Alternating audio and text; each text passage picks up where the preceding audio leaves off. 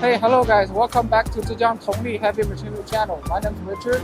So today, as you can see, back here is our girth gear Hobbing machine, and we have 4 sets of girth gear Hobbing machine.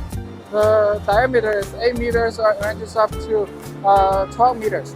And you can see, so after the metal castings are coming off on the metal casting workshop, and then you will be put on the vertical lathe to machining the surface.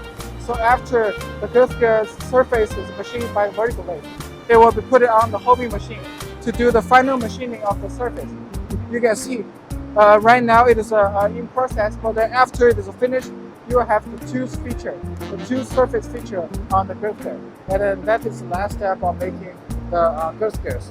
So thank you guys. I will show you other production equipment in our incoming videos. Thank you.